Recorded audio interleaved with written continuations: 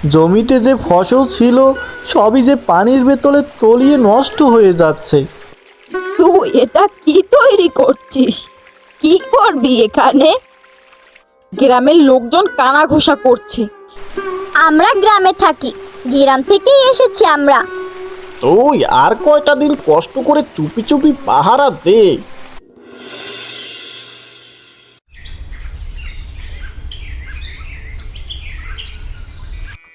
আকাশ মেঘলা হয়ে আছে, যেন প্রচন্ড ঝড় বন্যার পূর্বাভাস।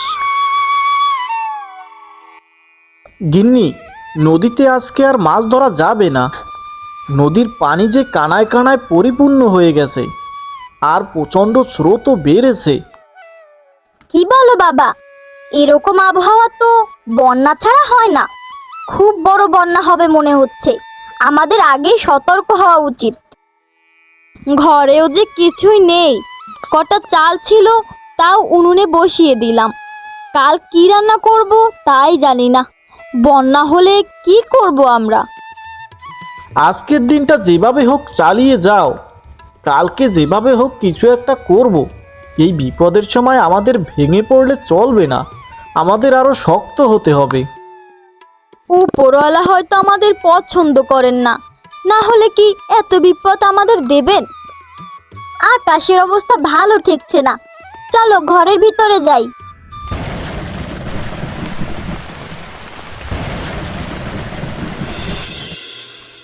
পরদিন বন্যা থেমে যায়, কিন্তু সারা গ্রাম পানির নিচে তলিয়ে যায়।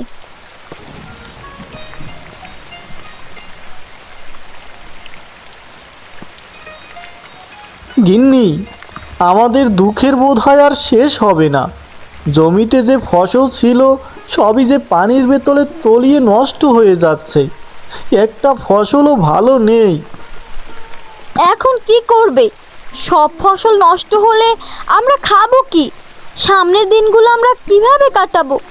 ও উপরওয়ালা, এই ছিল আমাদের কপালে। উপরওয়ালা যেমন বিপদ দিয়েছে, আবার এই বিপদ থেকে তিনিই উদ্ধার করবে। আমাদের শুধু ধৈর্য আর বিশ্বাস রাখতে হবে। তাই যেন হয় মা তিতলি, তাই যেন হয়। এখন কি রান্না করব? ঘরে রান্না করার মতো তো কিছুই নেই। আজ রান্না না করলে না খেয়েই থাকতে হবে।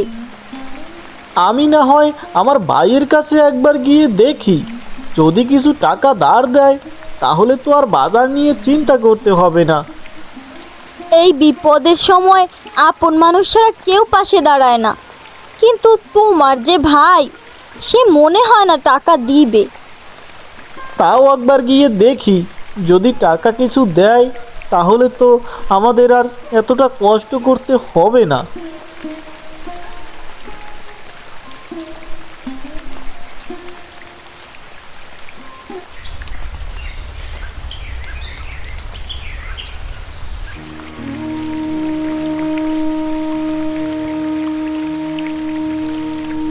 এই সময় হঠাৎ করে তুই আমার বাড়িতে, তা কি মনে করে হারু?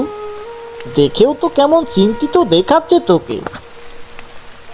তোমার ভাই প্রয়োজন ছাড়া আমাদের বাড়িতে আসে নাকি? দেখো, কি আবার প্রয়োজনে এসেছে। গরিব আত্মীয় স্বজন থাকলে যা হয় আর। আসলে আমার বন্যায় সব ফসল যে পানির নিচে তলিয়ে গেছে, এখন সব ফসলই তো নষ্ট। এদিকে আমার হাতেও কোনো টাকা কড়ি নেই, তাই আসছিলাম যদি কিছু টাকা ধার দিতে, সময় মতো আবার ফেরত দিয়ে দিতাম। এখন এই বন্যার সময় আমাদের হাতেও কোনো টাকা নেই। আমরা কোনো টাকা ধার দিতে পারবো না বাপু। খুব বড় বিপদে যদি না পড়তাম তাহলে তো আর আসতাম না। আজ বাজার না করলে ঘরে যে উনুন জ্বলবে না। বেশি লাগবে না, অল্প কিছু টাকা দিতে পারলেও হবে। ঘরে যে আমার ছোট্ট মেয়েটি না খেয়ে আছে। একবার বললাম তাতে হয়নি? বলছি টাকা ধার দেওয়া যাবে না মানে যাবে না। আমাদের ব্যবসায় ভালো যাচ্ছে না, আবার টাকা ধার দিব কিভাবে? হ্যাঁ গোবিন্দ, তুই কিছু বল। তোর কাছে টাকা আছে আমি জানি। এই বিপদের সময় তুই যদি ফিরিয়ে দিস তাহলে আমি কোথায় যাব বল? আমি আর কি বলবো, তুই তো জানিস গিন্নির উপরে কথা বলতে পারি না আমি।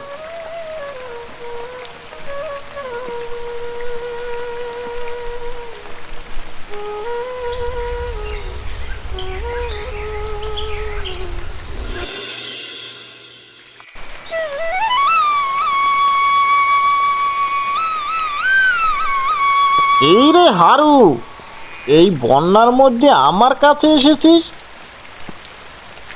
মোড়ল বাবু, এই বন্যায় আমার সব ফসল যে পানির নিচে তলিয়ে নষ্ট হয়ে গেছে, ঘরেও কোনো খাবার নেই, তাই আপনার কাছে আসছি। যদি কিছু টাকা ধার দিতেন তাহলে ঘরে উনুন জ্বলতো।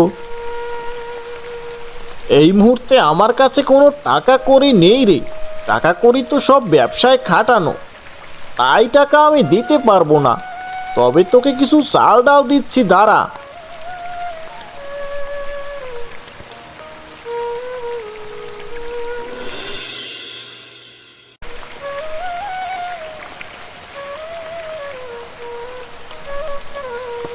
উপরওয়ালা আপনার মঙ্গল করুক। আপনি না থাকলে আমরা যে কোথায় যেতাম। আপনি পুরো গ্রামটাকে আগলে রেখেছেন। বিপদে পাশে দাঁড়ানো তো মানুষত্বের প্রকাশ। আমার সামর্থ্য আছে তাই আমি পাশে দাঁড়ানোর চেষ্টা করি, এই আর কি। ধন্যবাদ মুরল বাবু, এই বিপদের সময় আপনি আমার পাশে দাঁড়িয়েছেন। সারা জীবন আপনার কাছে কৃতজ্ঞ থাকবো আমি।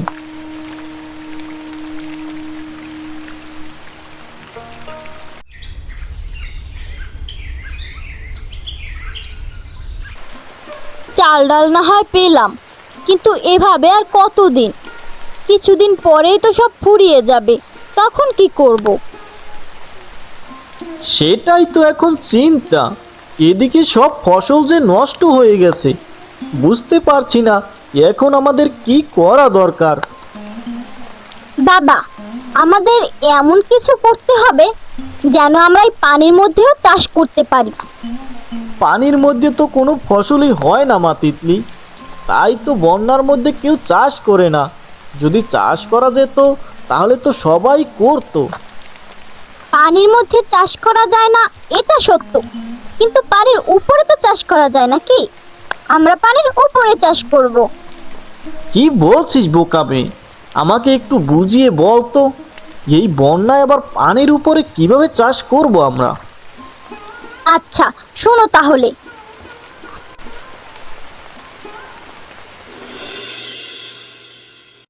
তিতলির বুদ্ধিমতো হারু ঝুলন্ত মাচা তৈরি করে ফসল চাষ করার জন্য।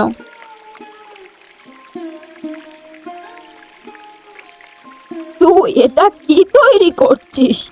কি করবি এখানে? বুড়িমা, আমার এবারে যে ফসল সব নষ্ট হয়ে গেছে বন্যায়, তাই ফসল চাষ করার জন্য একটা ঝুলন্ত মাচাং তৈরি করেছি। এখন থেকে এখানেই চাষ করব ভাবছি। এভাবেও ফসল চাষ করা যায় তা আমার জানা ছিল না। তবে এই বুদ্ধিটা ভালো হয়েছে। এখন থেকে বন্যায়ও চাষবাস চলবে, তাহলে আর গ্রামে দুর্ভিক্ষই থাকবে না। সেই চিন্তা করেই তো শুরু করলাম, আগে তো কখনো করিনি। তিতলির কথা মতো শুরু করলাম, এখন দেখি কেমন হয়। তুই তো ভালো কিছুই করার চেষ্টা করছিস, কিন্তু গ্রামের মানুষ সেটা বুঝবে না। তোকে নিয়ে আরো উল্টো পাল্টা কথা ছড়াবে।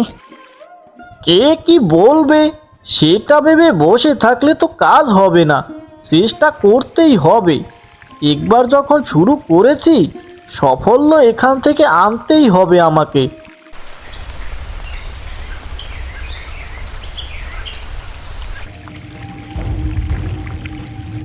তোমার ভাই এগুলো কি শুরু করেছে? সে নাকি ঝুলন্ত চাষ করবে। গ্রামের লোকজন কানাঘোষা করছে, সবাই বলছে তোমার ভাই নাকি পাগল। তুমি তো আর একা শুনছো না, আমিও তো শুনছি। বাজারে গেলে সবাই আমাকে নিয়ে হাসাহাসি করে, চুপি চুপি কানা ঘোষা করে। মুখ লুকিয়ে তো বাজারে যেতে হয় আমাকে। তোমার ভাইকে নিয়ে আর পারি না। কখন কি পাগলামো করে আর আমাদের মান ইজ্জত যায়। তোমার আবার মান সম্মানের কি আছে বলো? তুমি তো সারাদিন থাকো বাড়িতে, তোমার সাথে দেখাই বা হয় কজন আর? আমাকে বাড়িতে এসে কত কথা শুনিয়ে যায়, তুমি কি সেটা দেখো না? তুমি যদি টাকা ধার দিতে তাহলে তো আর এই পাগলামোটা করতো না। এখন যা করার করুক, সেটা নিয়ে আমরা না ভাবলেও পারি। অমনি অমনি আমার দোষ হয়ে গেল না? ওই গরিবদের টাকা ধার দিলে টাকা কি আর ফেরত দিবে নাকি? না দিয়ে ভালোই করেছি।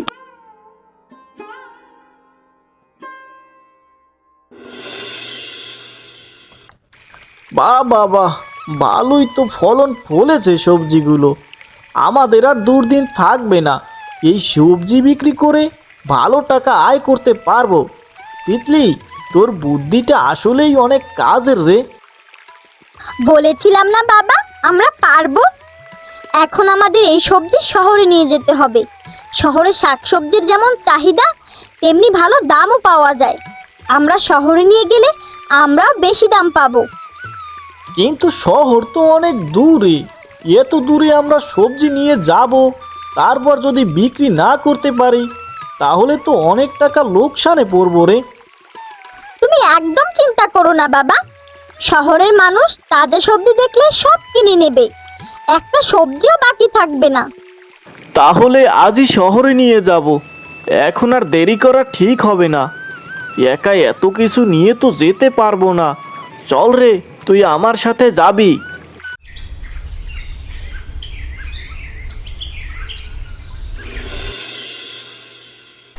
তারপর হারু আর তিতলি সবজি নিয়ে শহরের দিকে রওনা দেয়।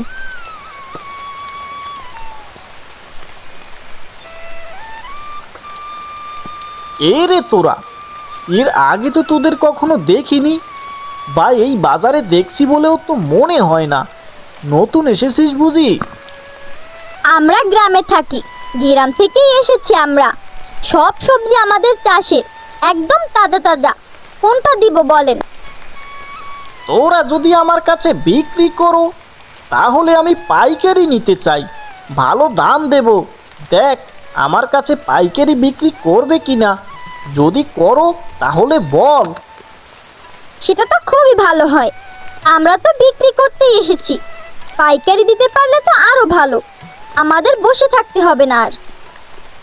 আপনার মেয়েটা তো বেশ ভালোই চঞ্চল আছে, সব কিছু বুঝে দেখছি। মেয়েটার কথাতেই যে শহরে এসেছি। কেনা বেচা আমার মেয়ে তিতলি ভালো বুঝবে, আমি এত ভালো বুঝি না বাপু। আচ্ছা আচ্ছা, তাহলে এই কথাই রইলো। আমি আপনার থেকে পাইকারি প্রতি সপ্তাহে নেব। প্রতি সপ্তাহে সকাল সকাল আমাকে এসে দিয়ে যাবেন, সব সবজি আমি কিনে রেখে দিব।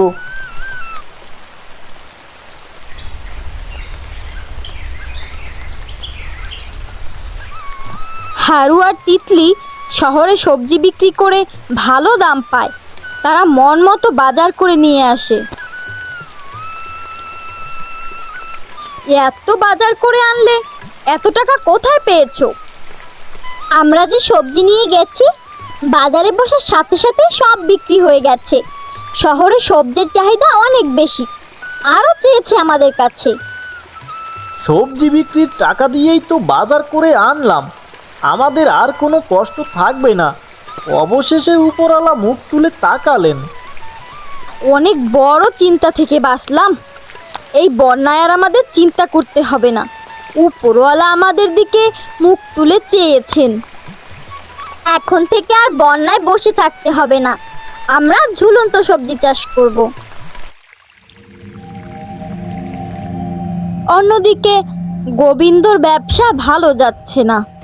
একদিকে তোমার ভাই হারু সবজি চাষ করে শহরে নিয়ে বিক্রি করছে, ভালোই টাকা কামাই করছে, আর এদিকে তুমি সারাদিন বসে বসে খাচ্ছ। দেখছই তো, বন্যার মধ্যে ব্যবসা তো ভালো যাচ্ছে না। কোথায় একটু সাহস দিবে তা না, আরো তিরস্কার করছো তুমি। তুমি যেটার যোগ্য তোমার সাথে সেটাই করেছি। পারবা তো শুধু শুয়ে বসে খেতে, ব্যবসাটাও তো ভালো করে করতে পারো না। ভালোই তো চলছিল, কিন্তু বন্যা এসে সব শেষ করে দিয়েছে। এখানে আমাদের কি করার আছে বলো? আমি তো চেষ্টায় কমতি করিনি। তোমার কিছুই করার নেই, ব্যবসাটাও তো করতে পারতে না। ভাগ্যিস আমার বাবা ব্যবসাটা ধরিয়ে দিয়েছিল, না হলে এই যোগ্যতাও তো তোমার ছিল না। তুমি কিন্তু আমাকে সরাসরি অপমান করছো গিন্নি।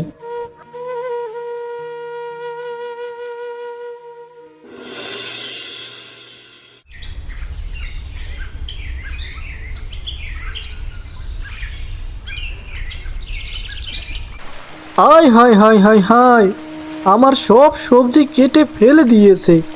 কে করলো এই কাজ? কার নজর লাগলো আমার এই ঝুলন্ত সবজি বাগানে? একটানা কয়েকদিন সকালে হারু দেখে তার সব সবজি কে যেন কেটে রেখে গেছে। প্রতিদিন রাতেই তো আমার সবজি কেটে ফেলে নষ্ট করে দেয়। আমার এই রকম ক্ষতি কে করে কিছুই তো বুঝতে পারতেছি না। বুঝতে পারছি না কার এমন কুনজর পড়লো। আমরা তো কারো ক্ষতি করিনি, আমাদের সাথে কেন এমন হয়? দেখো বাবা, যদি চোর হতো তাহলে সবজি চুরি করে নিয়ে যেত, কিন্তু সবজি তো চুরি করেনি। তার মানে এটা কোনো চোরের কাজ না, আমাদের আশেপাশেরই কারো কাজ হবে। এখন কি করব সেটাই তো বুঝতে পারছি না। কয়েকদিন রাতে পাহারা দিয়েও তো দেখলাম, তাও তো ধরতে পারছি না এই চোরকে। তুমি বরং মোড়ল বাবুকে একবার ঘটনাটা জানাও, দেখো সে কি পরামর্শ দেন। তিনিই তো গ্রামের কর্তা, একবার অবশ্যই তাকে জানানো উচিত। তিনি এই গ্রামের মোড়ল, তাকে একবার ঘটনাটা না জানালে পরে হিতে বিপরীত হয়ে যেতে পারে। তুমি মোড়ল বাবুকে সব খুলে বলো।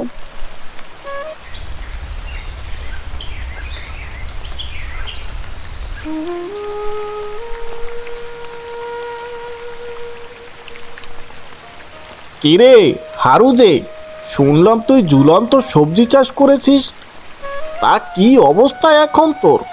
দিনকাল কেমন কাটে?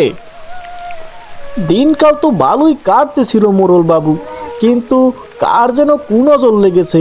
কতদিন ধরে রাতে আমার সবজি নষ্ট করে ফেলে যায় কে জানো।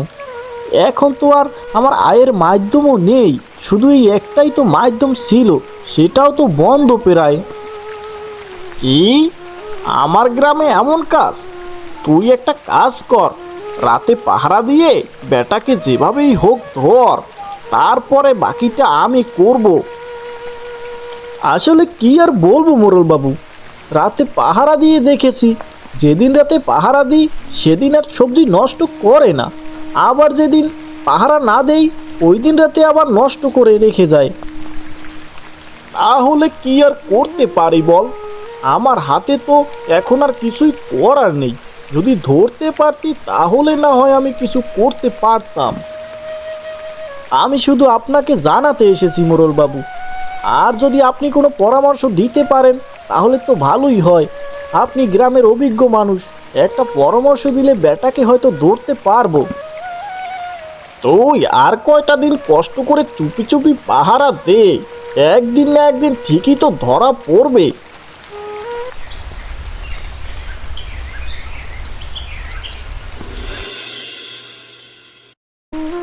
মোড়লের কাছে গিয়েও তো কোনো লাভ হলো না। মোড়লবাবু বলল আমাকে আরো কয়েকটা দিন কষ্ট করে পাহারা দিতে। পাহারা দিয়ে তো দেখলে, যেদিন রাতে পাহারা দাও সেদিন আর সবজি নষ্ট করতে আসে না। এই যে করব কিছুই তো বুঝতে পারছি না গিন্নি, কেন আমাদের সাথে এমন হয়? ও উপরালা, আমাদের সুখ কি তোমার পছন্দ হয় না? বাবা, আমার কাছে একটা ভালো বুদ্ধি আছে, শোনো।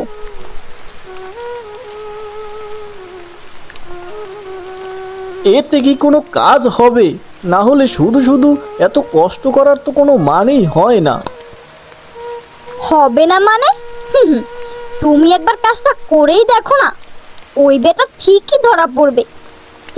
বারবার পালিয়ে যাও, ধরা তোমাকে এবার পড়তেই হবে।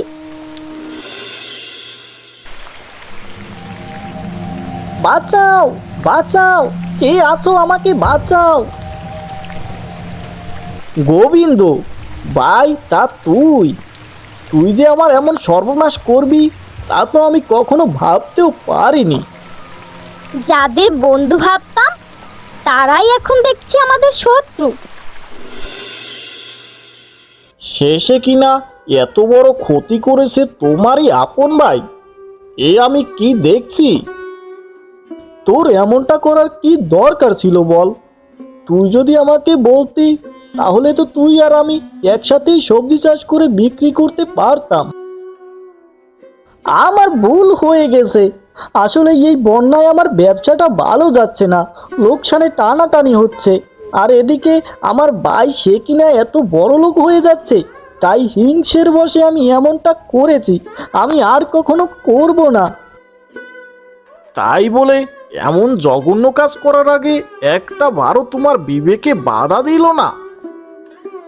আমার ভুল হয়ে গেছে, আমি আর কখনো এমনটা করব না। এবারের মতো আমাকে মাফ করে দিন।